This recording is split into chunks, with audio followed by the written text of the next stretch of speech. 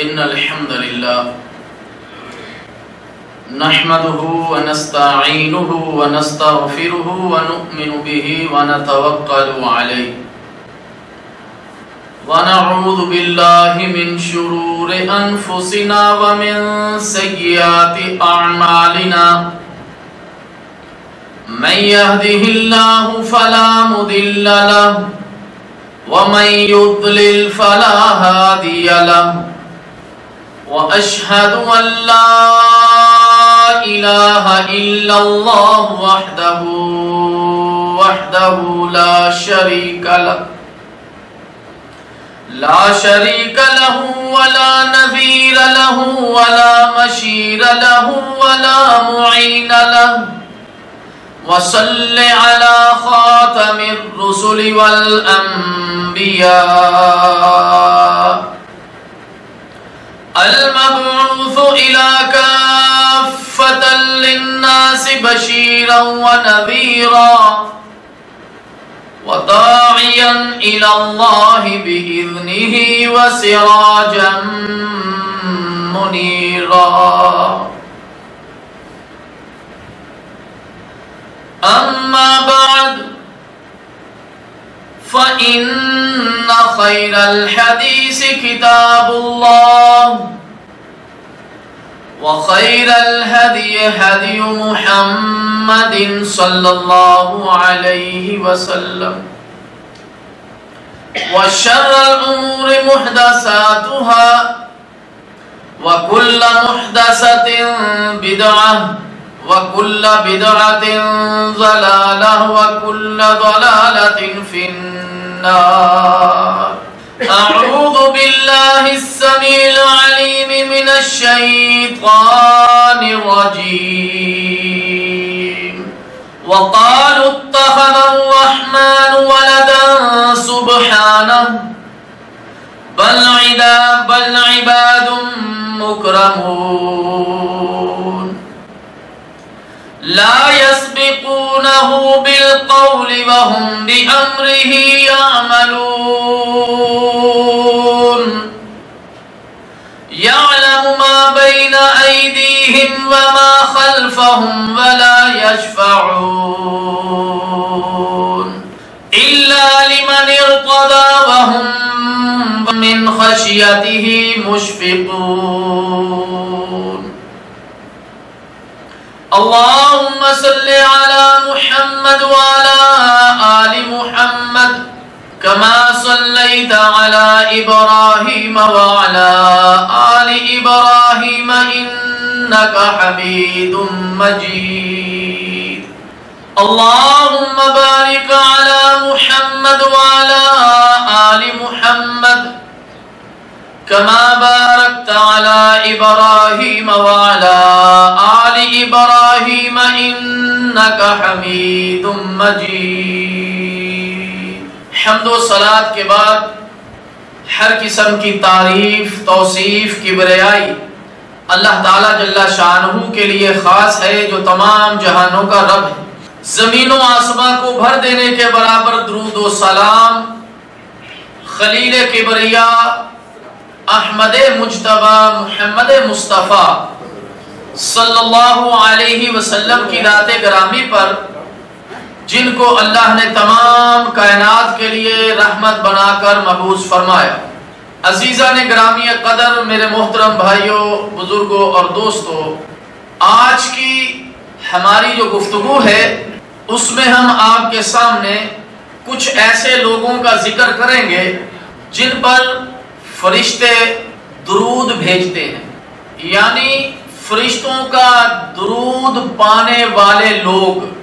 کیا اس کائنات میں کچھ مسلمان کچھ مومنین ایسے ہیں کہ جن پر اللہ تعالیٰ جل شانہ کی یہ نورانی مخلوق درود بھیجتی ہے؟ لوگوں کی ضروریات، حاجات اور خواہشات، یہ ساری چیزیں ہر انسان کے ساتھ لگی ہوئی ہیں، اور یہ اتنی ہیں کہ جو کم ہونے کا نام نہیں لیتی۔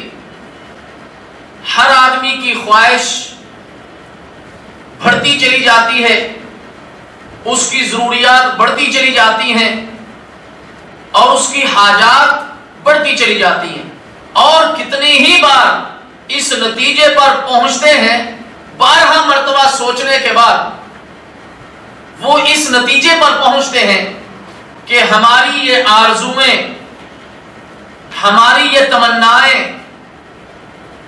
ہماری یہ امنگیں، ان کا پورا ہونا بہت ہی زیادہ مشکل ہے۔ اسی طرح انسان لا تعداد نہ ختم ہونے والے مصائب میں، مشکلات میں، پریشانیوں میں ڈوبا پڑا، بے انتہا کوشش کرنے کے باوجود بھی اس سے یہ پریشانیاں، یہ مصائب، یہ حزن اور یہ تکلیفیں دور ہونے کا اس سے نام نہیں لیتے، اور 12 مرتبہ وہ اس چیز کا اظہار ایک دوسرے کے سامنے کرتے ہوئے نظر آتے ہیں کہ یار ان پریشانیوں سے، ان مصیبتوں سے کس طرح ہم چھٹکارا حاصل کریں۔ ایسے حالات میں انسان اپنی ضروریات کی تکمیل کے لیے اور ان مصیبتوں، ان پریشانیوں سے نجات کے لیے کچھ ایسے ذرائع اختیار کرتا ہے کہ جس سے اس کی یہ پریشانیاں، یہ مصیبتیں ختم ہو جائیں اور اس کی حاجات، اس کی تمنائیں، اس کی خواہشات پوری ہو جائیں، اور اس کے لیے وہ مختلف قسم کے طریقے اختیار کرتا ہے۔ انہی طریقوں میں سے یا انہی راستوں میں سے ایک ایسے راستے کو بھی اختیار کرتا ہے کہ جس سے وہ سمجھتا ہے کہ اس سے میری تمنائیں، حاجتیں اور میری خواہشات پوری ہو سکتی ہیں، اور میری پریشانیاں، میری مصیبتیں، میرے حزن، میری تکلیفیں، میری بیماریاں وہ ختم ہو سکتی ہیں۔ ان میں سے ایک راستہ وہ یہ اختیار کرتا ہے کہ وہ نیک، صالحین، اللہ کے بندوں کے پاس وہ جاتا ہے اور جا کر عرض کرتا ہے کہ آپ میرے لیے دعا کیجئے کہ اللہ تعالیٰ جل شانہ مجھے ان پریشانیوں سے، مصیبتوں سے، حزن اور تکلیفوں سے اللہ مجھے محفوظ رکھے، اور میرے لیے دعا کیجئے کہ اللہ تعالیٰ جل شانہ مجھے آسانیاں عطا فرمائے، میری ضروریات زندگی کو پورا کرے، اور میری حاجات اور میری وہ تمنائیں جو میں دل میں لیے بیٹھا ہوں ان کو اللہ پوری کرے۔ اور وہ یہ سمجھتا ہے کہ یہ اللہ کے نیک بندے ہیں، صوم و صلاۃ کے پابند ہیں، اللہ کی حدود و قوانین کو پورا کرنے والے ہیں، اللہ تعالیٰ جل شانہ سے ڈرنے والے ہیں، اللہ اور اس کے رسول صلی اللہ علیہ وسلم کے طریقوں پر عمل کرنے والے ہیں، اللہ ان کی دعا کو ضرور قبول کرے گا۔ اور یہ ہمارا ایمان ہے، اور یہ ہم سمجھتے ہیں، اور یہ حدیث میں بھی موجود ہے کہ اللہ تعالیٰ جل شانہ اپنے نیک بندوں کی دعاؤں کو سنتا ہے، جو اللہ تعالیٰ جل شانہ کے قوانین پر، اطیع اللہ و اطیع الرسول پر عمل کرنے والے ہیں، اور وہ تقوی اختیار کیے ہوئے ہیں، اللہ ان کی سنتا ہے۔ اور اللہ تعالیٰ جل شانہ نے قرآن مجید میں اور احادیث میں بھی موجود ہے کہ اللہ تعالیٰ جل شانہ اپنے بندوں کی سنتا ہے، اور احادیث میں یہ موجود ہے کہ نیک اور زندہ آدمی، نیک ہے، تقوی والا ہے اور وہ زندہ ہے، اس کے پاس دعا کی غرض سے آدمی جا سکتا ہے، اس سے دعا کروا سکتا ہے۔ لیکن ایک ایسی مخلوق ہے، نورانی مخلوق، جن کو ہم کیا کہتے ہیں؟ فرشتے۔ کیا دنیا میں ایسے لوگ موجود ہیں جن کے لیے یہ نورانی مخلوق فرشتے دعا کریں؟ اور کیا کوئی یہ شخص چاہتا ہے کہ اس کے لیے یہ اللہ کی نورانی مخلوق فرشتے جو ہے اس کے لیے دعا کرنے لگ جائیں؟ تو جب ہم احادیث کو ٹٹولتے ہیں، احادیث کا مطالعہ کرتے ہیں، تو ہمیں یہ پتہ چلتا ہے کہ واقعتاً دنیا میں ایسے لوگ موجود ہیں جن کے لیے یہ اللہ کی نورانی مخلوق فرشتے وہ دعائیں کرتے ہیں، ان کے لیے وہ استغفار کرتے ہیں۔ تو کیا میں اور آپ یہ چاہتے ہیں کہ ہمیں بھی ان فرشتوں کی دعائیں حاصل ہو جائیں؟ ہمیں بھی ان فرشتوں کی استغفار حاصل ہو جائے تو پھر آئیے چند ایسے کام ہیں جن کو اختیار کیجئے، چند ایسے راستے ہیں جن پر اپنے آپ کو چلا دیجئے، تو پھر وہ فرشتے، وہ اللہ کی نورانی مخلوق ہم سب کے لیے پھر دعا کرنے لگ جائیں گے۔ تو آئیے ہم ان راستوں کی نشاندہی آپ کے سامنے کرتے ہیں جن پر چلنے سے، جن کو اختیار کرنے سے رب کی یہ نورانی مخلوق ہمارے لیے دعائیں کرنے لگ جائے۔ تو ان میں سے سب سے پہلے تو ہم یہ دیکھتے ہیں کہ یہ جو فرشتے ہیں یہ بندوں کے لیے جو درود پڑھتے ہیں، جب ان کے لیے دعائیں کرتے ہیں، ان کے بارے میں رب کا قرآن کیا کہتا ہے؟ آیات سورہ الانبیاء کی، وَقَالُوا اتَّخَذَ الرَّحْمَنُ وَلَدًا سُبْحَانَهُ بَلْ عِبَادٌ مُكْرَمُونَ لَا يَسْبِقُونَهُ بِالْقَوْلِ وَهُمْ بِأَمْرِهِ يَعْمَلُونَ يَعْلَمُ مَا بَيْنَ أَيْدِيهِمْ وَمَا خَلْفَهُمْ وَلَا يَشْفَعُونَ إِلَّا لِمَنِ ارْتَضَىٰ وَهُمْ مِنْ خَشْيَتِهِ مُشْفِقُونَ۔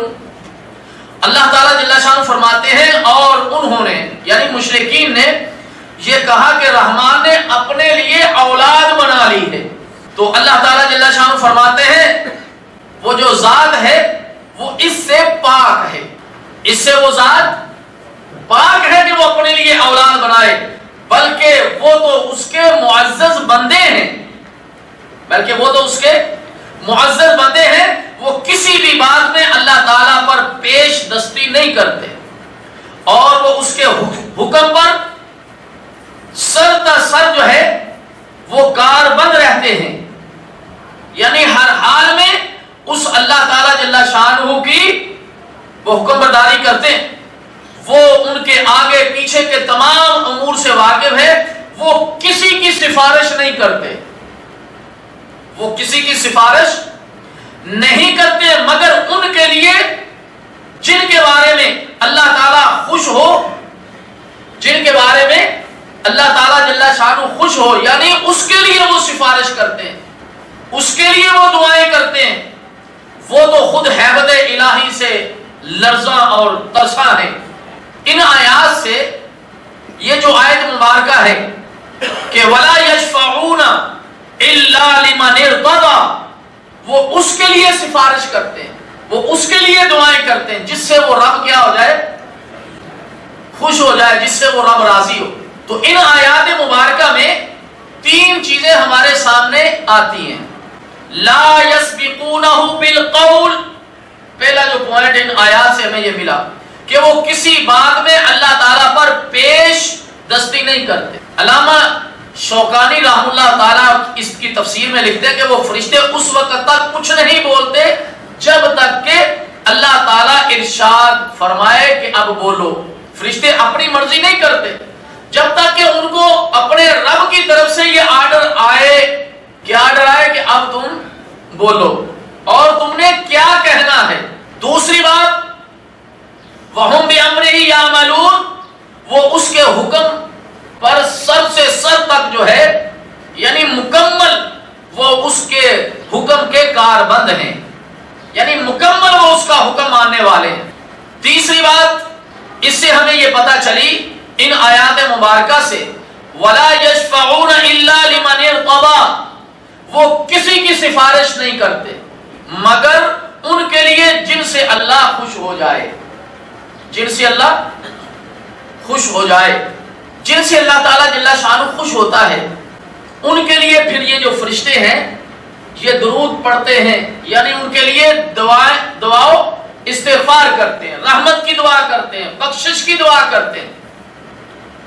فرشتوں کے درود سے جو مراد ہے وہ یہ ہے کہ یہ اللہ کے نیک بندوں کے لیے جو یہ عمل کرتے ہیں، کون سے عمل جو آگے چل کر میں آپ کے سامنے عرض کرنے والا ہوں، جب وہ ان راستوں کو اختیار کرتے ہیں تو یہ فرشتے ان کے لیے استغفار بھی کرتے ہیں، ان کے لیے رحمت کی دعا بھی کرتے ہیں۔ فرشتوں کی دعا کی شان میں شان و عظمت کو واضح کرنے کے لیے ایک یہ بات کہ جب حضرت سعد بن عبادہ رضی اللہ تعالی عنہ نے نبی کریم صلی اللہ علیہ وسلم کی دعوت کی، صحابی رسول نے رسول اللہ صلی اللہ علیہ وسلم کی دعوت کی، تو اللہ کے رسول صلی اللہ علیہ وسلم ان کے گھر تشریف لائے اور ان کے لیے چند دعائیں کی۔ کن کے لیے؟ حضرت سعد بن عبادہ رضی اللہ تعالی عنہ کے لیے اللہ کے رسول صلی اللہ علیہ وسلم نے چند دعائیں کی۔ ان دعاؤں کے اندر جو ہے وہ یہ تھی، جب انہوں نے اللہ کے رسول صلی اللہ علیہ وسلم کے سامنے روٹی اور زیتون کا تیل جو ہے وہ پیش کیا، اللہ کے رسول صلی اللہ علیہ وسلم نے ان کو کھایا اور پھر ان کے لیے دعا کی۔ دعا کیا تھی؟ پہلی دعا یہ کی کہ روزے دار تمہارے ہاں روزہ افطار کرے، یعنی یہ دعا کی کہ جو روزے دار ہیں تمہارے ہاں آیا کریں اور روزہ افطار کیا کریں۔ دوسری دعا یہ کی کہ نیک لوگ وہ تمہارے کھانے سے کھایا کریں، اور تیسری ان کے لیے دعا یہ کی کہ فرشتے تم پر درود بھیجیں۔ فرشتے تم پر کیا کریں؟ وَصَلَّيْتُ عَلَيْكُمُ الْمَلَائِكَةُ، صلاۃ پڑھیں فرشتے تم پر، فرشتے تم پر صلاۃ پڑھیں۔ فرشتوں کے متعلق یہ میں آپ کے سامنے عرض کیے دیتا ہوں، جب ہم قرآن و سنت کا یہ مطالعہ کرتے ہیں تو فرشتوں کی جو صلاۃ ہے انسانوں کے لیے وہ کیا ہے کہ فرشتے ان کے لیے استغفار کرتے ہیں کہ اللہ تو ان کو معاف کر دے۔ فرشتے ان کے لیے رحمت کی دعا کرتے ہیں کہ اللہ تو ان پر رحمت نازل فرما۔ تو اللہ تعالیٰ کے بندوں پر درود بھیجنے سے علماء کرام نے متعدد اس کے معنی بیان کیے ہیں۔ اللہ تعالیٰ کا ان کی، جب اللہ تعالیٰ جل شانہ بندوں پر درود بھیجتا ہے تو اس سے مراد یہ ہوتی ہے کہ فرشتوں کے سامنے اللہ تعالیٰ جل شانہ اپنے بندوں کی تعریف کرتا ہے۔ اور دوسری بات کہ اللہ کے رسول صلی اللہ علیہ وسلم پر اللہ تعالیٰ کے درود بھیجنے کے معنی کو بیان کرتے ہوئے امام ابو العالیہ اور رحمۃ اللہ تعالیٰ فرماتے ہیں کہ اللہ تعالیٰ فرشتوں کے سامنے آپ صلی اللہ علیہ وسلم کی تعریف کرتا ہے۔ قرآن مجید میں آپ نے پڑھا ہوگا اور علماء کرام سے سنا ہوگا کہ اللہ تعالیٰ جل شانہ بھی اپنے نبی صلی اللہ علیہ وسلم پر کیا پڑھتا ہے، کیا بھیجتا ہے؟ درود۔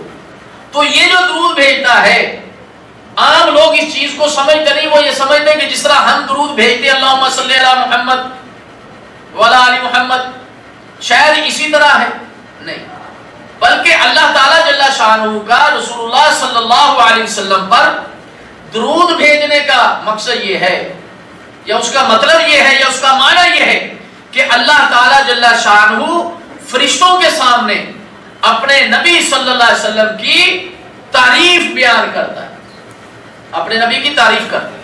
بندوں پر اللہ تعالیٰ جل شانہ کا درود کیا ہے کہ اللہ تعالیٰ اپنے بندوں کا تزکیہ فرماتا ہے، اللہ تعالیٰ اپنے بندوں پر رحمت نازل فرماتا ہے، اللہ تعالیٰ جل شانہ اپنے بندوں کو عزت سے نوازتا ہے، اللہ تعالیٰ جل شانہ اپنے بندوں کو عزت سے نوازتا ہے، اللہ تعالیٰ جل شانہ اپنے بندوں کو برکت عطا فرماتا ہے۔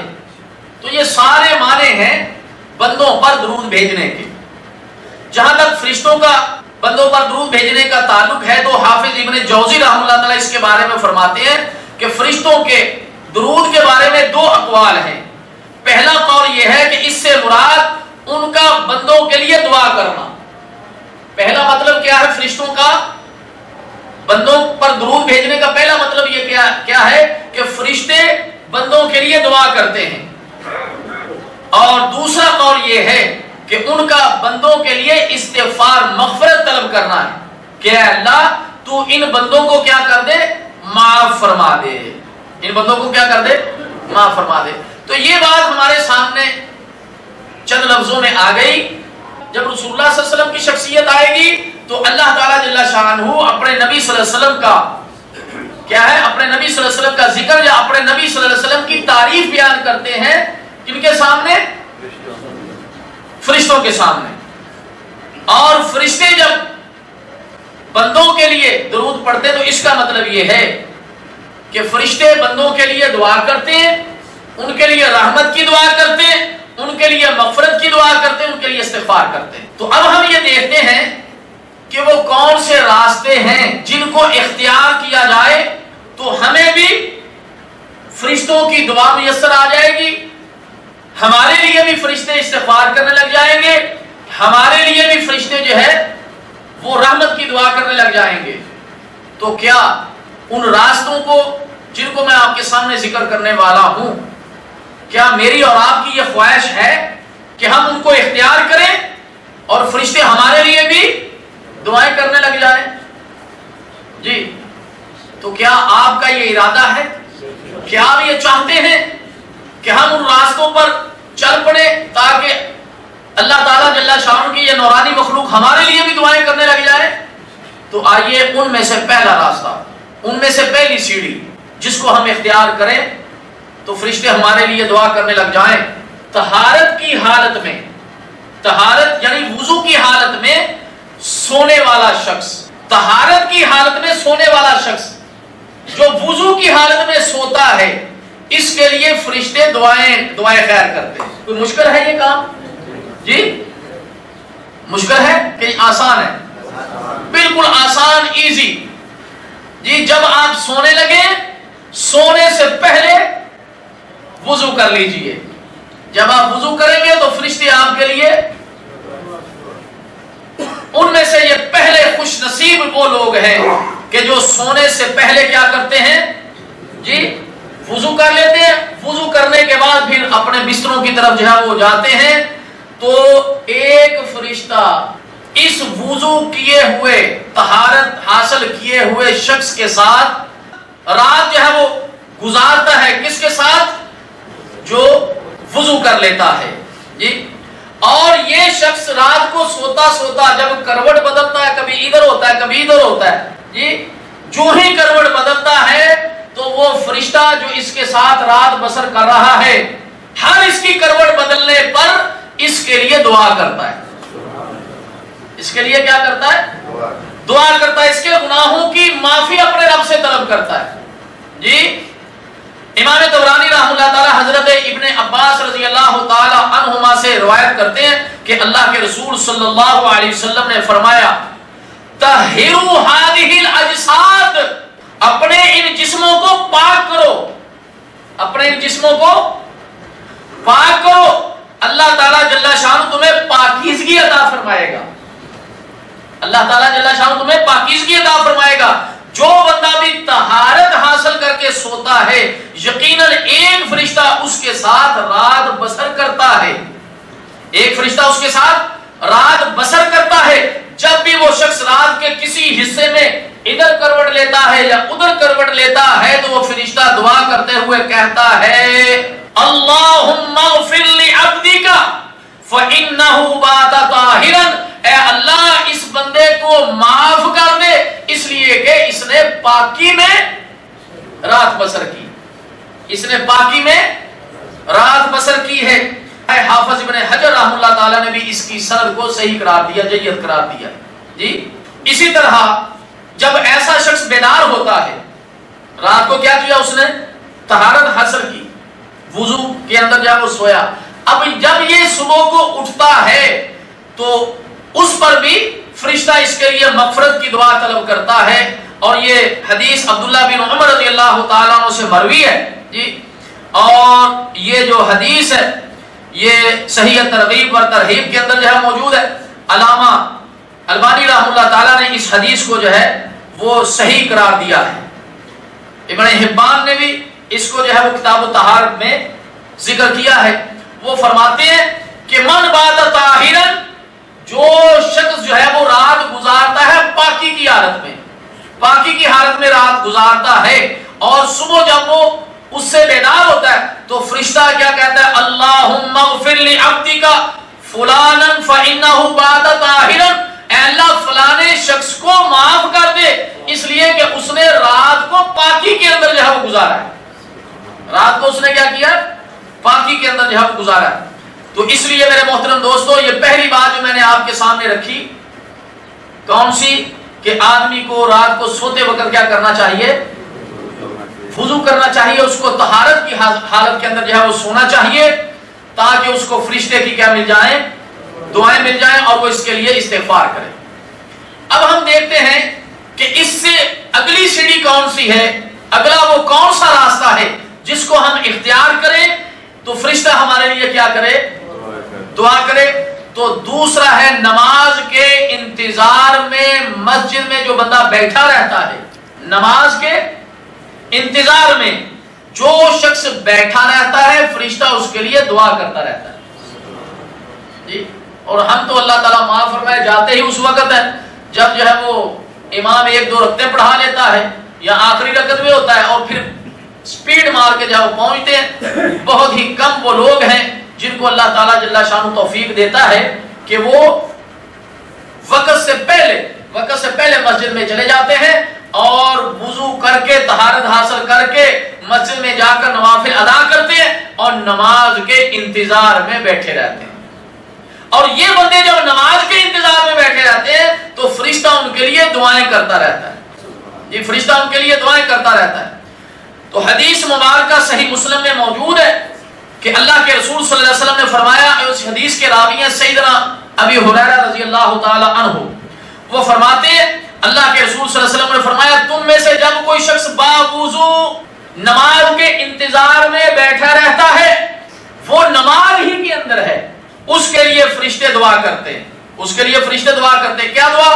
اللہم اغفر لہ، اے اللہ اس کو معاف کر دے، اے اللہ اس کو معاف کر دے، اللہم ارحمہ، اے اللہ اس پر رحم فرما، اے اللہ اس پر رحم فرما۔ تو وضو کر کے مسجد کے اندر جانا اور نماز کے انتظار میں بیٹھے رہنا ایسے ہے جیسے کہ وہ بندہ نماز ہی کے اندر ہے۔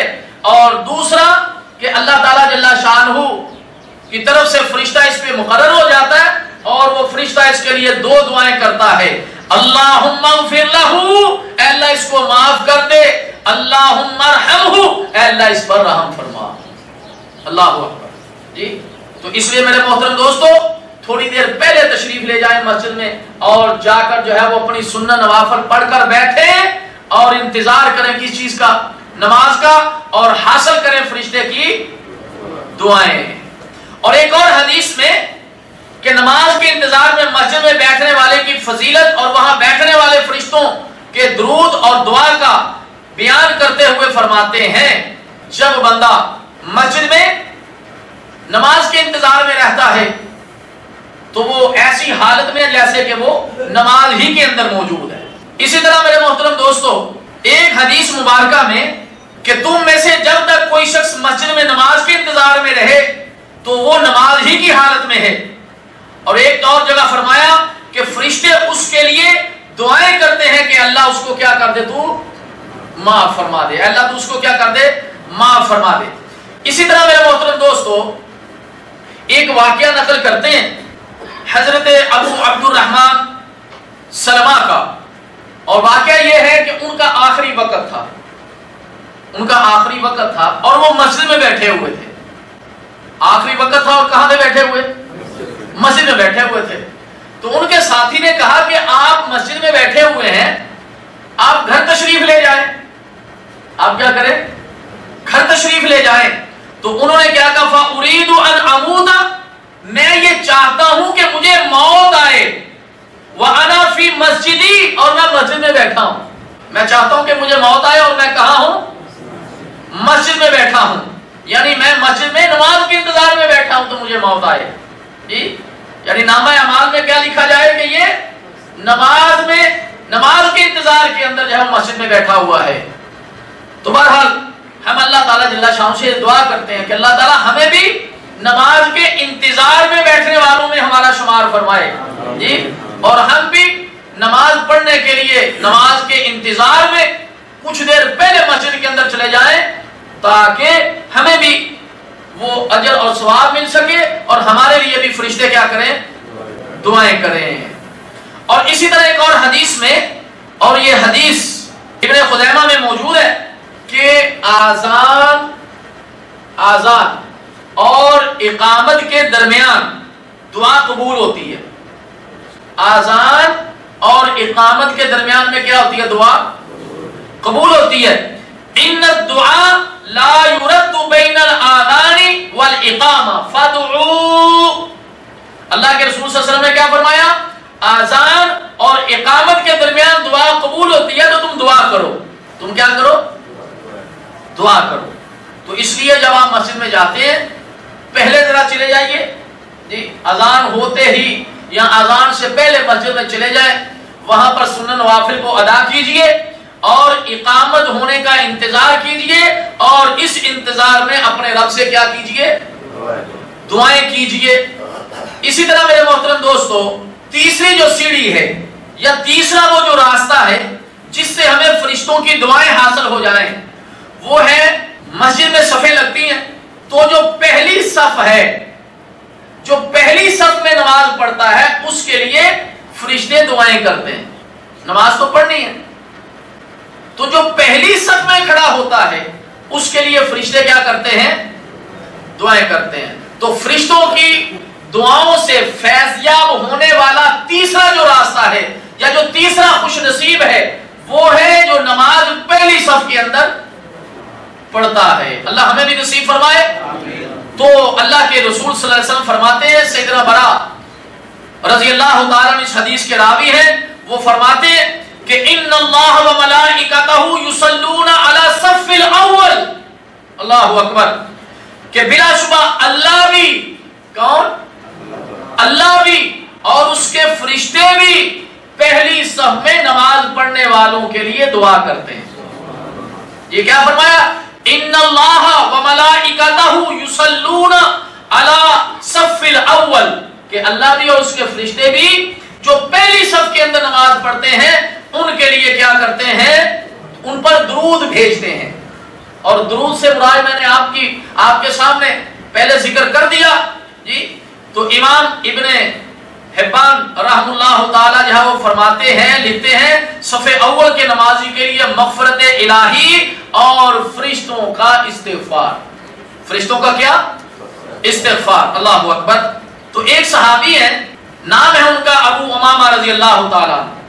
جب انہوں نے اس کو سنا کہ اللہ کے رسول صلی اللہ علیہ وسلم فرمایا جو پہلی صف میں کھڑا ہوتا ہے نماز پڑھتا ہے، اللہ بھی اور اس کے فرشتے بھی جی اس کے لیے اس پر درود بھیجتے ہیں، تو اس نے عرض کی یا رسول اللہ وعلی صف الثانی، علی صف الثانی، یا رسول اللہ دوسری صف والوں کے لیے. تو اللہ کے رسول صلی اللہ علیہ وسلم نے اس کے جواب میں پھر یہی فرمایا ان اللہ و ملائکتہ یصلون علی صف الاول، جو پہلی صف کے اندر نماز پڑھتا ہے اس کے لیے اللہ اس کے فرشتے جو ہے وہ. تو اس نے پھر کہا یا رسول اللہ صلی اللہ علیہ وسلم وعلی ثانی، دوسری صف والوں کے لیے.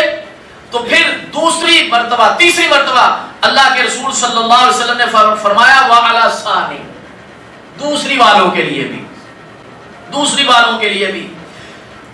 تو یعنی پتا چلا کہ 2 مرتبہ اللہ کے رسول صلی اللہ علیہ وسلم نے کیا فرمایا؟ جو پہلی صف میں نماز پڑھتا ہے اس کے لیے اللہ اس کے فرشتوں کی دعا ہے جی. اور دوسری مرتبہ یا تیسری مرتبہ جب فرمایا کہ دوسری صف والوں کے لیے بھی. تو پتا چلا کہ پہلی صف میں نماز پڑھنا، جو پہلی صف میں نماز پڑھتا ہے اس کے لیے اللہ تعالیٰ جل شانہ بھی اور اس کے فرشتے بھی کیا کرتے ہیں؟ درود اس کے لیے جو ہے وہ اس پر بھیجتے ہیں. اور درود کے مراد جو ہے، درود سے مراد فرشتے کیا کرتے ہیں جی؟ دعائیں مغفرت کرتے ہیں، رحمت کی دعا کرتے ہیں، اور اللہ تعالیٰ جل شانہ فرشتوں میں اس کا کیا کرتا ہے جی؟ ذکر کرتا ہے، یا فرشتوں میں اس کی جو ہے وہ صفات کو بیان کرتا ہے، اس کی تعریف کرتا ہے. اسی طرح میرے محترم دوستو، ہم یہ دیکھتے ہیں کہ اس سے آگے اور کون سا راستہ ہے جس سے ہمیں فرشتوں کی دعا جو ہے وہ حاصل ہو جائے. اور ایک اس سے پہلے کہ میں اگلی سیڑھی یا اگلا راستہ بیان کروں، ایک حدیث آپ کے سامنے پہلی صف کے بارے میں کہ کتنی فضیلت ہے پہلی صف کے اندر نماز پڑھنے کے بارے میں، وہ عرض کیے دیتا ہوں. اور اس حدیث کے راوی ہیں سیدنا ابی ہریرہ رضی اللہ تعالیٰ عنہ، اور امام بخاری رحمہ اللہ تعالیٰ اس کو اپنی صحیح میں نقل کی ہے. وہ فرماتے ہیں اگر لوگوں کو آذان اور پہلی صف میں نماز پڑھنے کا اجر پتہ چل جائے، اذان دینے کا اجر پتہ چل جائے اور پہلی صف میں نماز پڑھنے کا اجر پتہ چل جائے، تو پھر لوگ آپس میں قرعہ دازی کریں. لوگ آپس میں کیا کریں؟ قرعہ دازی کریں کہ کون آذان دے گا اور کون پہلی صف میں کھڑا ہوگا. اس لیے کہ بہت سارے لوگ اکٹھے ہو گئے کہ ہم نے اذان دینی ہے، بہت سارے لوگ کھڑے ہو گئے کہ ہم نے پہلی صف میں نماز پڑھنی ہے اور صف چھوٹی ہے، لوگ زیادہ ہیں، تو پھر لوگ کیا کریں، آپس میں قرآن اندازی کریں تاکہ وہ اذان دیں اور وہ کیا کریں. تو بہرحال پتہ اس سے چلا کہ اذان دینے کا اور پہلی صف میں نماز پڑھنے کا اللہ کے ہاں بہت زیادہ کیا ہے، اجر ہے. اب ہم دیکھتے ہیں کہ اور کون سے خوش نصیب ہیں جن کے لیے فرشتے کیا کرتے ہیں، دعائیں کرتے ہیں. تو ہمیں یہ پتہ چلتا ہے احادیث کو جب ہم پڑھتے ہیں، مطالعہ کرتے ہیں تو پتہ چلتا ہے کہ پہلی صف میں دائیں طرف کھڑے ہونے والے خوش نصیبوں کے لیے بھی فرشتے دعا کرتے ہیں. صف لگی، جو دائیں طرف کے لوگ ہیں ان کے لیے بھی فرشتے کیا کرتے ہیں، دعائیں کرتے ہیں. اس حدیث کی راویہ جو ہے وہ ہے بی بی عائشہ الصدیقہ رضی اللہ تعالی عنہا. وہ فرماتی ہیں ان اللہ وملائکتہ یصلون علی میامین الصفوف، کہ اللہ بھی اور اس کے فرشتے بھی جو صف کے دائیں طرف کھڑے ہوتے ہیں ان کے لیے درود، ان پر درود بھیجتے ہیں. ان پر کیا کرتے ہیں، درود بھیجتے ہیں. امام ابن ماجہ رحمہ اللہ تعالی اس حدیث پر انہوں نے یوں باب باندھا ہے صف کی دائیں جانب کی فضیلت کے بارے میں، صف کی دائیں طرف کھڑے ہو کر نماز پڑھنے والوں کی فضیلت کے بارے میں. تو بہرحال حضرات صحابہ کرام رضی اللہ تعالی عنہ اجمعین وہ دائیں طرف کھڑے ہونے میں سبقت کرتے تھے، اس کا شوق رکھتے تھے. کیوں؟ وہ کہتے تھے ہم اس لیے کہ برا رضی اللہ تعالیٰ عنہ سے روایت ہے کہ انہوں نے کہا کہ ہم جب رسول اللہ صلی اللہ علیہ وسلم کے پیچھے نماز پڑھتے تو ہمیں یہ تمنا ہوتی، ہمارا یہ شوق ہوتا، یہ جذبہ ہوتا کہ ہم کیا کریں، دائیں طرف جب نماز پڑھیں، اس لیے کہ جب اللہ کے رسول صلی اللہ علیہ وسلم مڑے تو ہماری نظر رسول اللہ صلی اللہ علیہ وسلم کے چہرے پر پڑے. تو بہرحال ملا علی قاری رحمہ اللہ تعالیٰ نے اس کے بارے میں نقل کیا ہے کہ اس سے یہ پتہ چلتا ہے کہ آدمی کو صف کے دائیں طرف کھڑے ہو کر نماز پڑھنی چاہیے. کیوں؟ اس لیے کہ جو دائیں طرف کھڑے ہوتے ہیں اس پر اللہ تعالیٰ بھی اور اس کے فرشتے بھی کیا کرتے ہیں، درود پڑھتے ہیں. اب ہم دیکھتے ہیں کہ اور وہ کون سے خوش نصیب ہیں، یہ وہ کون سا راستہ ہے جس راستے کو ہم اختیار کریں تو ہمیں فرشتوں کی دعا جو ہے میسر آ سکتی ہے. تو وہ خوش نصیب وہ ہیں جو صفوں کو ملاتے ہیں. کیا کرتے ہیں؟ صفوں کو ملاتے ہیں، یعنی صف میں مل مل کر کھڑے ہوتے ہیں. مجھے یہ بتلائیے کہ یہ ساری چیزیں جو میں بیان کر رہا ہوں کیا میری اور آپ کی طاقت سے باہر ہے کہ طاقت میں ہے؟ جی، کوئی ایسی چیز جو ہم اختیار نہ کر سکتے ہو. اب نماز پڑھنی ہے، دائیں کھڑے ہونا ہے. نماز پڑھنی ہے، صف میں کھڑے ہونا ہے تو دائیں کھڑے ہو جائیں. جی، اب اگلی چیز اس سے بھی زیادہ آسان ہے. وہ کیا ہے کہ جب آپ نماز پڑھنے کے لیے کھڑے ہوں تو صفوں کو درست کیجئے، مل مل کر کھڑے ہوئیے، مل مل کر کھڑے ہونا چاہیے. جی، یہ اس لیے کہ عمومی طور پر لوگوں کو دیکھا گیا کہ آتے ہیں بس کھڑے ہو جاتے ہیں، کتنا کتنا فاصلہ درمیان میں فرق رہ جاتا ہے. تو اس بارے میں بی بی عائشہ صدیقہ رضی اللہ تعالیٰ عنہ روایت کرتی ہیں کہ اللہ کے رسول صلی اللہ علیہ وسلم نے فرمایا کہ بلا شبہ اللہ اور اس کے فرشتے علیہ السلام صفوں کے ملانے والوں پر درود بھیجتے ہیں یا ان پر درود پڑھتے ہیں، کہ جو صفوں کو ملاتے ہیں، مل مل کر نماز میں کھڑے ہوتے ہیں، ان پر اللہ بھی اور اس کے فرشتے بھی کیا کرتے ہیں، درود بھیجتے ہیں. اللہ اکبر. اور یہ جو حدیث ہے یہ سنن ابن ماجہ میں یہ حدیث موجود ہے کہ ان اللہ عز وجل وملائکتہ علیہم السلام یصلون علی الذین یصلون الصفوف. اللہ اکبر. اسی طرح امام ابن خزیمہ رحمہ اللہ تعالی حضرت براء بن عازب رضی اللہ تعالیٰ سے ایک روایت نقل کرتے ہیں کہ اللہ کے رسول صلی اللہ علیہ وسلم صف کی ایک جانب سے شروع ہوتے، صف کی ایک جانب سے شروع ہوتے، دوسری جانب تشریف لے جاتے اور ہمارے کندھوں کو اور سینوں کو برابر کرتے. ہمارے کندھوں کو اور ہمارے سینوں کو کیا کرتے؟ برابر کرتے. اور اللہ کے رسول صلی اللہ علیہ وسلم فرماتے، کیا فرماتے؟ لا تختلفوا، اختلاف نہ کرو، یعنی آگے پیچھے کھڑے نہ ہو. جی، آگے پیچھے کھڑے نہ ہو. کیوں؟ اگر تم اس طرح کھڑے ہوگے فَتَخْتَلِفُ قُلُوبَكُمْ، اللہ تمہارے دلوں کو بدل دے گا، اللہ تمہارے دلوں میں اختلاف پیدا کر دے گا. تو مل مل کر جو ہے وہ کھڑے ہو، مل مل کر کھڑے ہونے سے دلوں میں اللہ محبت پیدا کرتا ہے، اور فرق ڈال کر کھڑے ہونے سے دلوں میں کیا ہوتی ہے؟ نفرت پیدا ہوتی ہے، اختلاف پیدا ہوتا ہے. اور برا بن عازب رضی اللہ تعالیٰ عنہ کہتے ہیں کہ اللہ کے رسول صلی اللہ علیہ وسلم فرمایا کرتے تھے کہ پہلی صفوں کے ملانے والوں پر بلا شبہ اللہ تعالیٰ اس کے فرشتے کیا پڑھتے ہیں؟ درود جو ہے وہ بھیجتے ہیں. اور اسی طرح اللہ کے رسول صلی اللہ علیہ وسلم صفوں کے بارے میں فرمایا کرتے تھے اقیموا صفوفکم، کیا فرماتے؟ اقیموا صفوفکم فانی اراکم من وراء ظہری، صفوں کو درست کر لو، صفوں کو کیا کر لو؟ درست کر لو، میں تمہیں اپنی پشت سے پیچھے سے بھی دیکھتا ہوں، میں تمہیں اپنی پشت کے پیچھے سے بھی دیکھتا ہوں. اللہ اکبر. تو اس کے بعد صحابہ فرماتے ہیں، انس رضی اللہ تعالیٰ عنہ بیان کرتے ہیں، ہم یہ سننے کے بعد ہم اپنے کندھوں کو ساتھی کے کندھے کے ساتھ ملا دیتے. جب ہم یہ سنتے تو ہم کیا کرتے؟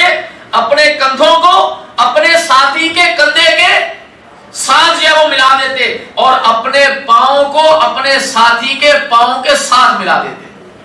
اپنے پاؤں کو اپنے ساتھی، یعنی جو ساتھ نماز پڑھنے والا ہے اس کے پاؤں کے ساتھ جو ہے وہ ملا دیتے.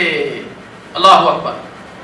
اور امام ابو داؤد رحمہ اللہ تعالیٰ نعمان بن بشیر رضی اللہ تعالیٰ عنہ سے ایک حدیث لائے، وہ فرماتے ہیں کہ اللہ کے رسول صلی اللہ علیہ وسلم ہماری طرف، لوگوں کی طرف، نمازیوں کی طرف متوجہ ہوتے اور فرماتے اقیموا صفوفکم ثلاثا، 3 مرتبہ یہ فرماتے اقیموا صفوفکم اقیموا صفوفکم اقیموا صفوفکم.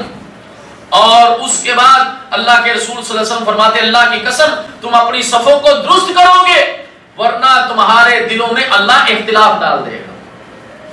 اپنی صفوں کو درست کرو ورنہ اللہ تمہارے دلوں میں کیا کر دے گا؟ اختلاف ڈال دے گا.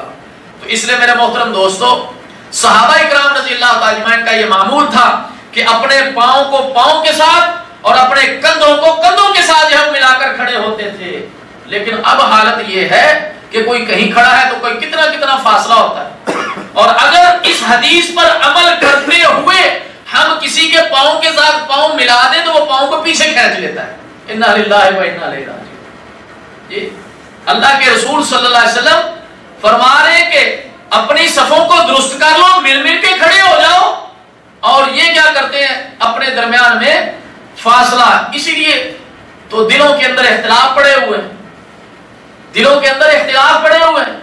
ساتھ نماز پڑھنے والا نماز سے فارغ ہو کر جب جاتا ہے جی اس کی یہ بھی ہمت نہیں ہوتی کہ اپنے ساتھی نماز پڑھنے والے کو میں سلام ہی کر لوں.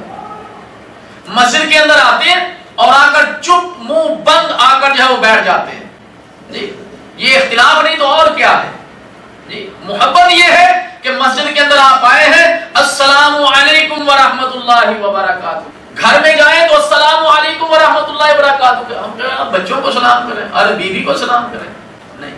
اللہ کے رسول صلی اللہ علیہ وسلم کی سنت مبارکہ ہے جب آپ گھر تشریف لے جاتے ہیں تو السلام علیکم ورحمۃ اللہ وبرکاتہ کہتے ہیں. جی تو اس لیے میرے محترم دوستو، فرشتوں کی دعا لینے کی ایک یہ بھی سیڑھی، ایک یہ بھی راستہ ہے کہ ہم کیا کریں؟ اپنی صفوں کو کیا کریں؟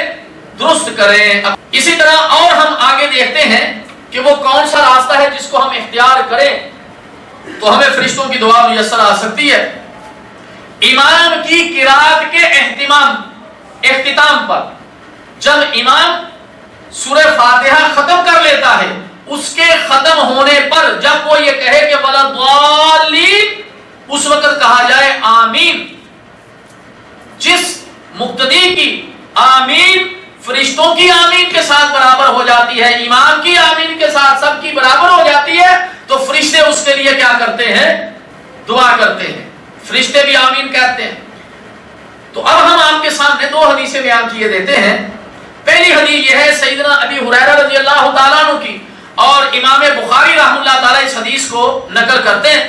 وہ فرماتے ہیں اذا قال الامام غیر المغضوب علیہم ولا الضالین فقولوا آمین، جب امام کہے غیر المغضوب علیہم ولا الضالین تو تم کہو آمین، فإنه من وافق قوله قول الملائکہ، اگر اس کی یہ آمین، اس کا یہ قول فرشتوں کے قول کے ساتھ یہاں مل گیا تو فرمایا غفر لہ ما تقدم من ذنبہ، تو اللہ تعالیٰ جل شانہ تمہارے پہلے گناہوں کو معاف کر دے گا۔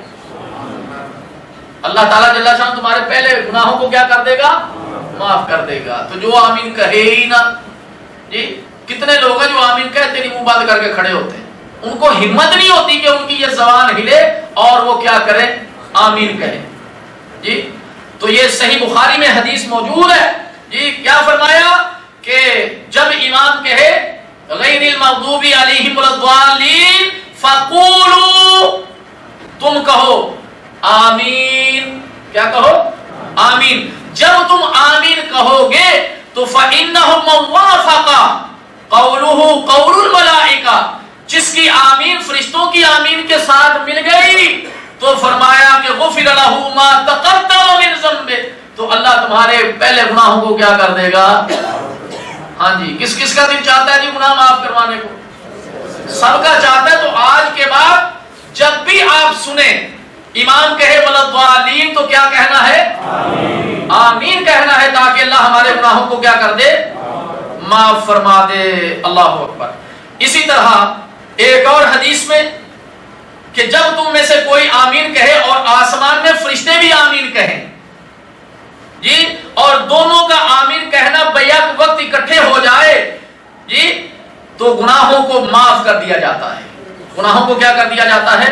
معاف کر دیا جاتا ہے۔ تو میرے محترم دوستو، بڑی ہی آسان بات ہے جس پر ہر مسلمان جو نماز پڑھنے والا وہ عمل کر سکتا ہے۔ کوئی مشکل ہے؟ کوئی مشکل نہیں ہے، لیکن کیا مل رہا ہے؟ پہلے گناہوں کی معافی کا پروانہ مل رہا ہے۔ اللہ ہمیں عطا فرمائے۔ اسی طرح ایک اگلی سیڑھی، اگلا وہ راستہ جس کو ہم اختیار کریں تو ہمیں فرشتوں کی دعا میسر آ سکتی ہے، وہ یہ ہے کہ نماز کے بعد نماز ہی کی جگہ پر بیٹھے رہنا۔ پہلے ہم نے کیا حدیث بیان کی تھی کہ جو بندہ پہلے جاتا ہے اور جا کر نماز کے انتظار میں بیٹھا رہتا، اس کے لیے فرشتے دعا کرتے ہیں۔ اب اس سے اگلی سیڑھی کیا ہے؟ نماز پڑھ لی اور پڑھنے کے بعد اپنی جگہ پر جو شخص بیٹھا رہتا ہے اس کے لیے بھی فرشتے دعا کرتے ہیں۔ جی اللہ ہمیں نصیب فرمائے۔ لیکن اب معاملہ بڑا الٹا ہے، ادھر امام کہتا ہے السلام علیکم ورحمۃ اللہ، السلام علیکم ورحمۃ اللہ، چوتھے گیئر میں گاڑی اور رو فر نمازی گیا۔ ارے چند منٹ جو ہے وہ بیٹھے رہو، ذکر اذکار کرو، جی نماز سلام پھرنے کے بعد جو اذکار مسنونہ ہیں ان کو ادا کیجئے، جی اس کے بعد یہاں سے تھوڑی دیر کے لیے پھر یہاں سے اٹھ جائیے، تاکہ جتنی دیر آپ بیٹھے رہیں گے اتنی دیر فرشتے آپ کے لیے دعا کرتے رہیں گے۔ اللہ اکبر۔ تو اس میں ہم چند احادیث آپ کے سامنے بیان کرتے ہیں۔ سیدنا ابی ہریرہ رضی اللہ تعالیٰ عنہ بیان کرتے ہیں، اللہ کے رسول صلی اللہ علیہ وسلم نے فرمایا کہ تم میں سے نماز کے بعد نمازی اپنی ہی جگہ پر جو بیٹھا رہتا ہے، بیٹھنے والے کے لیے فرشتے کیا کرتے ہیں؟ دعا کرتے ہیں، جب تک کہ وہ اپنی جگہ پر رہے، یعنی وہاں سے جائے نہ، یا اس کا وضو نہ ٹوٹے۔ تو یعنی نماز پڑھنے کے بعد اسی جگہ بیٹھا ہوا ہے اور اس کا وضو نہیں ٹوٹا تو اس وقت تک فرشتے اس کے لیے کیا کرتے رہتے ہیں؟ دعا کرتے رہتے ہیں۔ اور دعا کیا ہے؟ اللہم اغفر لہ، اے اللہ اس کو معاف کر دے، اے اللہ اس کو معاف کر دے، اللہم ارحمہ، اے اللہ اس پر رحم فرما، اے اللہ اس پر رحم فرما۔ تھوڑی دیر بیٹھے، فرشتوں کی دعائیں بخشش کی دعا کر رہے ہیں، رحمت کی دعا کر رہے ہیں، اللہ ہمیں نصیب فرمائے۔ اسی طرح حضرت علی رضی اللہ تعالی عنہ اس حدیث کے راوی ہیں، حضرت ابی عبد الرحمن بیان کرتے ہیں کہ میں نے علی رضی اللہ تعالی عنہ سے یہ حدیث سنی ہے۔ وہ حدیث کیا ہے کہ ان العبد اذا جلس فی مصلاہ بعد الصلاۃ، کہ جب نماز پڑھنے والا اپنی جگہ مصلی پر جہاں اس نے نماز پڑھی ہے وہاں پر بیٹھا رہتا ہے، सल्लैतु अलैहि अल-मलाइका, फरिश्ते उस पर दुरूद भेजते हैं, वसलातुहुम, और उस पर सलात भेजते हैं, वो क्या है? अल्लाहुम्मा अग़फिर लहू अल्लाहुम्मा अरहमहू, ये कि अल्लाह इसको क्या कर दे, तू माफ कर दे, और ए अल्लाह तू इसके ऊपर अपनी रहमत नाज़िल फरमा। अल्लाह ताला जल्ला शानू हमें भी ये नसीब फरमाए। इसी तरह हम ये देखते हैं कि और वो कौन सा रास्ता है, और वो कौन, इसके अंदर औरतें जो घर में नमाज पढ़ती हैं, इसलिए कि औरत की नमाज घर में पढ़ना क्या है? अफजल है। घर में नमाज पढ़ना क्या है? अफजल है। और वो नमाज जो पिछले कमरे में पढ़ी जाए और वो जो उससे पिछले कमरे में पढ़ी जाए वो अफजल है। लेकिन अगर जिस तरह कल भी मैंने अर्ज किया था, अगर हालात साजगार हैं, सफर अमन वाला है, औरतें जो है वो बनाव सिंगार करके नहीं जा रही, मस्जिद में इंतजाम है जी, और औरतें जो है वो खुशबू वगैरह लगाकर जो महसूस की जा सकती है वो नहीं लगाई हुई, कपड़े उनके जो है वो इतने तंग नहीं, इतने पतले नहीं, पूरे पर्दे के साथ अगर वो मस्जिद में जाना चाहती है तो उसको रोका नहीं जाएगा, वो मस्जिद में जाकर नमाज पढ़े। लेकिन औरत की नमाज घर में पढ़ना क्या है? इसी तरह हम देखते हैं कि और वो कौन सा ऐसा रास्ता है जिसको हम इख्तियार करें, जिस पर हम चले तो हमें फरिश्तों की दुआएं मिल सकती है, तो वो ये है फजर और असर बा जमात अदा करने वालों के लिए भी फरिश्ते दुआ करते हैं। फजर और असर बा जमात अदा करने वालों के लिए फरिश्ते क्या करते हैं? दुआएं करते हैं। और ये जो हदीस है, इस हदीस के रावी हैं सैयदना अबी हुरैरा रज़ी अल्लाह ताला अन्हु, और ये हदीस मौजूद है, इब्न हिब्बान ने इसको नकल किया है और भी बहुत सारी किताबों में ये हदीस मौजूद है। वो ये है, आपने सुनी होगी कि रात और दिन के फरिश्ते जो हैं ये तब्दील होते हैं। सुना ना पहले आपने जी? रात और दिन के फरिश्ते चेंज होते हैं, उनकी ड्यूटियां क्या होती हैं? चेंज होती हैं। तो जो दिन की ड्यूटी थी, दिन की असर के वक्त जो फरिश्ते आए थे जी, वो फजर के वक्त पहुंचते हैं तो बंदा कहां होता है? नमाज में होता है, नमाज में। तो जो फजर के फरिश्ते वो पहले मौजूद हैं।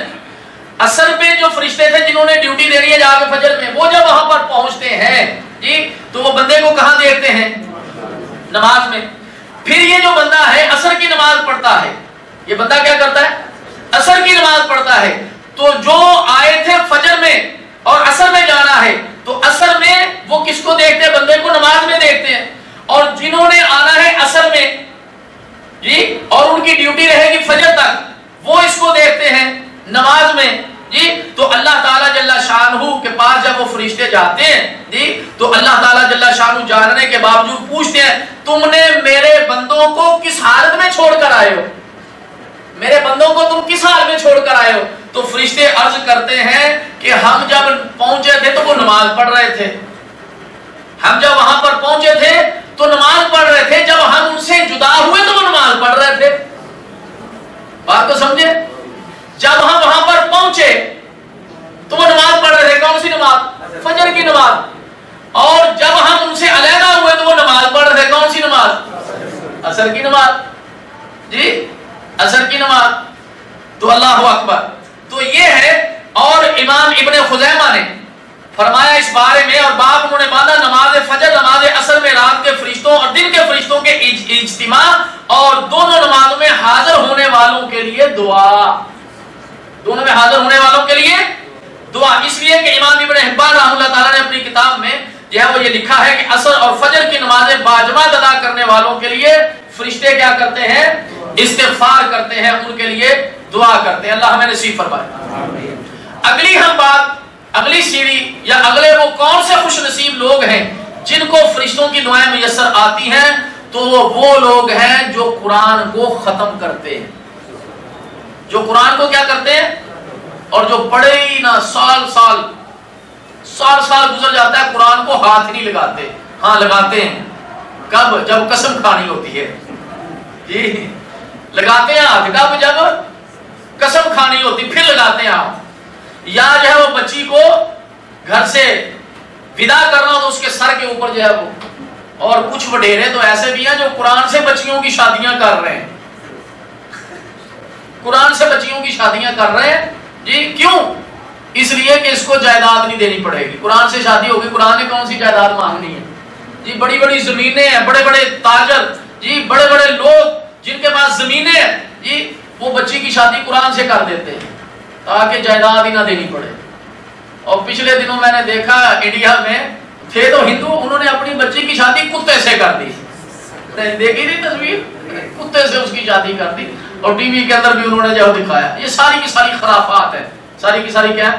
خرافات ہے۔ تو بہرحال قرآن کریم ختم کرنے والوں کے لیے فرشتے کیا کرتے ہیں؟ دعا کرتے ہیں۔ سعد رضی اللہ تعالیٰ عنہ حدیث کے راوی ہیں، وہ فرماتے ہیں کہ جب قرآن مجید ختم کیا جائے رات کے ابتدائی حصے میں، کیا کیا جائے؟ رات کے ابتدائی حصے میں، تو ساری رات جو ہے، ساری رات فرشتے اس کے لیے کیا کرتے ہیں؟ دعا کرتے ہیں۔ اگر قرآن ختم کیا جائے دن کے ابتدائی حصے میں، تو سارا دن جو ہے وہ فرشتے کیا کرتے ہیں؟ اس کے لیے دعا جو ہے وہ کرتے ہیں۔ تو کہتے ہیں کہ ہمارے بہت سارے جاننے والے ایسے بھی کہ جو کیا کرتے تھے جی، رات کے پہلے حصے میں قرآن ختم کر لیتے ہیں۔ کیوں؟ اس لیے کہ ساری رات فرشتوں کی ہم کیا کر سکیں؟ دعا لے سکیں۔ اور کچھ لوگ جو ہے وہ کیا کرتے ہیں؟ صبح صبح قرآن ختم کرتے ہیں، یعنی پڑھتے رہتے ہیں، مہینے میں قرآن پڑھتے رہے، روزانہ قرآن پڑھتے رہے، لیکن ختم کرنے کی باری آئی تو صبح کے پہلے ٹائم کیا تاکہ سارا دن ہمیں فرشتوں کی کیا مل سکیں؟ دعائیں جو ہے وہ مل سکیں۔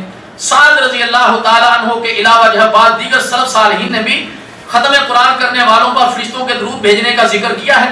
امام دارمی نے حضرت عبدہ رحمہ اللہ تعالیٰ سے نقل کیا ہے، انہوں نے فرمایا کہ اذا ختم الرجل القرآن بنہار صلیت علیہ الملائکہ، جی جب جو ہے وہ آدمی دن کے وقت قرآن ختم کرتا ہے تو شام تک فرشتے اس پر درود بھیجتے ہیں، اور جب رات کو ختم کرتا ہے تو صبح تک جو ہے وہ فرشتے اس پر جو ہے وہ کیا کرتے ہیں؟ درود بھیجتے ہیں۔ تو جو شخص قرآن کو پڑھتا ہے، ختم کرتا ہے، اس کے لیے فرشتے کیا کرتے ہیں؟ دعا کرتے ہیں۔ اور جو قرآن پڑھے ہی نہ، اللہ ہمیں قرآن پڑھنے کی اور ختم کرنے کی توفیق عطا فرمائے۔ 10ویں چیز، وہ 10واں خوش نصیب جس پر جو ہے وہ فرشتے رحمت کی دعا کرتے ہیں جی، وہ ہے جو اللہ کے رسول صلی اللہ علیہ وسلم پر درود شریف پڑھتا ہے۔ جو اللہ کے رسول صلی اللہ علیہ وسلم پر درود پڑھتا ہے، اس پر فرشتے درود پڑھتے ہیں۔ اللہ اکبر جی۔ تو اللہ کے یہ حضرت عبداللہ بن عمر رضی اللہ تعالیٰ عنہ کو نقل کرتے ہیں، من صلی علی رسول اللہ صلی اللہ علیہ وسلم صلاۃ، جو اللہ کے رسول صلی اللہ علیہ وسلم پر درود شریف پڑھتا ہے، کیا کہتا ہے؟ صلی اللہ علیہ، کیا کہتا ہے؟ صلی اللہ علیہ وملائکتہ سبعین صلاۃ، فرشتے اس پر 70 مرتبہ جو ہے وہ درود پڑھتے ہیں۔ بندے نے ایک مرتبہ درود پڑھا کس پر؟ رسول اللہ صلی اللہ علیہ وسلم پر، فرشتے اس پر 70 مرتبہ اس کے اوپر جو ہے وہ کیا کرتے ہیں؟ درود۔ اور درود سے مراد میں نے آپ کو بتلایا ہے، کیا کرتے ہیں؟ اس کے لیے دعا کرتے ہیں، اللہم اغفر لہ، اے اللہ اس کو معاف کر دے، اللہم ارحمہ، اے اللہ اس پر کیا کر دوں؟ رحمت کر دے۔ تو وہ فرماتے ہیں فَلْيَقِلْ عَبْدٌ مِّن ذَلِكَ أَوْ لِيُكْسِرْ، اب جس کا دل چاہے تھوڑا کرے، جس کا دل چاہے زیادہ کرے، جس کا دل چاہے رسول اللہ صلی اللہ علیہ وسلم پر تھوڑا درود شریف پڑھے، جس کا دل چاہے رسول اللہ صلی اللہ علیہ وسلم پر زیادہ درود شریف پڑھے۔ اس لیے کہ جب آپ اللہ کے رسول صلی اللہ علیہ وسلم پر زیادہ درود پڑھیں گے تو آپ کے لیے بھی فرشتے زیادہ دعا کریں گے، بلکہ ایک مرتبہ صلی اللہ علیہ کہنے سے 70 مرتبہ دعائیں ملتی ہیں۔ اللہ ہمیں نصیب فرمائے۔ کتنی بڑی جو ہے وہ عظیم جی یہ خوشخبری ہے۔ میں یہاں پر جو ہے وہ ایک واقعہ جو ہے وہ نقل کیے دیتا ہوں، اور یہ جو واقعہ ہے اللہ آپ کا بھلا کرے، یہ امام ترمذی نے اس کو نقل کیا ہے، اور سیدنا ابی بن کعب رضی اللہ تعالی عنہ اس کے راوی ہیں۔ وہ فرماتے ہیں جی صحابی نے کیا فرمایا کہ اے اللہ کے رسول صلی اللہ علیہ وسلم، کیا میں آپ پر بہت زیادہ درود پڑھنا چاہتا ہوں جی، کیا صحابی نے فرمایا یا رسول اللہ انی اکثر الصلاۃ علیک فقم اجعل لک من صلاتی قال ما شئت. صحابی نے کیا کہا؟ اے اللہ کے رسول صلی اللہ علیہ وسلم میں آپ پر بہت زیادہ درود شریف پڑھنا چاہتا ہوں، آپ میری رہنمائی کیجئے اس کے بارے میں. تو اللہ کے رسول کیوں؟ اس لیے کہ میں اپنے لیے کی ہوئی دعاؤں کا کتنا حصہ آپ پر درود پڑھنے کے لیے مخصوص کروں. مطلب کیا تھا کہ میں جو دعا مانگتا ہوں اس میں سے میں کتنا حصہ آپ پر درود شریف پڑھنے کے لیے وقف کروں، یا میں کتنا آپ کے لیے جو ہے وہ درود شریف پڑھوں. تو اللہ کے رسول صلی اللہ علیہ وسلم نے فرمایا ما شئت، جتنا تو چاہے، جتنا تو چاہے. تو کہتے ہیں میں نے عرض کیا الربع، کیا چوتھا حصہ میں آپ پر درود شریف پڑھوں؟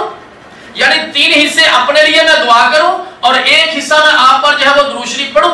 تو اللہ کے رسول صلی اللہ علیہ وسلم نے فرمایا ما شئت، جتنا تو چاہے، فإن زادت فهو خیر لک، لیکن اگر تو زیادہ کرے تو یہ تیرے لیے کیا ہوگا؟ بہتر ہوگا، خیر ہوگی اس میں. تو کہنے لگے میں نے کہا قلت فالنصف، آدھی میں اپنے لیے دعا کر لوں، آدھا میں آپ کے لیے درود شریف پڑھ لیا کروں. تو اللہ کے رسول صلی اللہ علیہ وسلم فرمایا ما شئت، جتنا تو چاہے، وإن زادت فهو خیر، اگر تو زیادہ کر لے تو تیرے لیے کیا ہوگی؟ خیر ہوگی. فقلت، میں نے کہا فالثلثین، کیا 3 حصے میں آپ پر درود شریف پڑھوں اور 1 حصہ اپنے لیے دعا کر لوں؟ تو اللہ کے رسول صلی اللہ علیہ وسلم فرمایا ما شئت، جتنا تو چاہے، فإن زادت فهو خیر، اگر تو زیادہ کر لے تو تیرے لیے بہتر ہے. فقلت اجعل لک صلاتی کلھا، میں نے کہا یا رسول اللہ صلی اللہ علیہ وسلم کیا میں سارا ہی نہ آپ پر درود شریف پڑھوں؟ اللہ کے رسول صلی اللہ علیہ وسلم فرمایا اگر تو یہ اس طرح کرے گا، اگر تو اس طرح کرے کہ سارا ہی مجھ پر جو ہے وہ کیا کرے، درود شریف پڑھنے لگ جائے، تو پھر سن، اس طرح کرنے سے اللہ تیرے سارے غم دور کر دے گا. اللہ تیرے سارے غم کو کیا کر دے گا؟ دور کر دے گا، اور تیرے گناہوں کو بھی معاف کر دے گا. تیرے گناہوں کو بھی کیا کر دے گا؟ معاف کر دے گا. اللہ اکبر. جی تو کیا کرنا چاہیے؟ درود شریف کثرت سے، اللہ کے رسول صلی اللہ علیہ وسلم پر کثرت سے درود شریف جو پڑھنا چاہیے. تو اس طرح کرنے سے پہلا پوائنٹ یہ ہے کہ دنیا اور آخرت کے غموں سے نجات مل جاتی ہے. دنیا اور آخرت کے غموں سے نجات مل جاتی ہے. کس طرح کرنے سے؟ اللہ کے رسول صلی اللہ علیہ وسلم پر درود شریف پڑھنے سے. اور دوسری، غموں سے بھی نجات مل گئی، اور دوسرا فائدہ یہ ہوا کہ گناہ بھی معاف ہو گئے. اور یہ دونوں چیزیں ہی میں اور آپ چاہتے ہیں. ہمارے غم دور ہو جائے، چاہتے بھی نہیں چاہتے، اور ہمارے گناہ کیا ہو جائے؟ معاف ہو جائے. غم دور ہو جائے اور گناہ معاف ہو جائے. اگر یہ چاہتے ہیں تو پھر کثرت کے ساتھ اللہ کے رسول صلی اللہ علیہ وسلم پر کیا کیجئے؟ درود شریف پڑھیے. جی اللہم صلی علی محمد صلی اللہ علیہ. اور اسی طرح درود ابراہیمی جو آپ پڑھتے ہیں اللہم صلی علی محمد وعلی آل محمد کما صلیت علی ابراہیم وعلی آل ابراہیم انک حمید مجید. اللہم بارک علی محمد وعلی آل محمد کما بارکت علی ابراہیم وعلی آل ابراہیم انک حمید مجید. جی تو پیچھے ایک فائدہ ہم نے بیان کیا، وہ کون سا فائدہ تھا رسول اللہ صلی اللہ علیہ وسلم پر درود شریف پڑھنے کا؟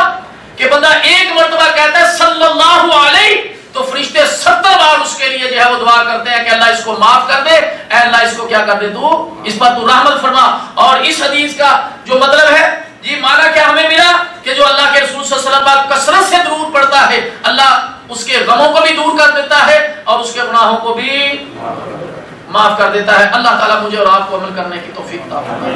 اللہ تعالیٰ ہمیں درود پڑھنے والا بنائے.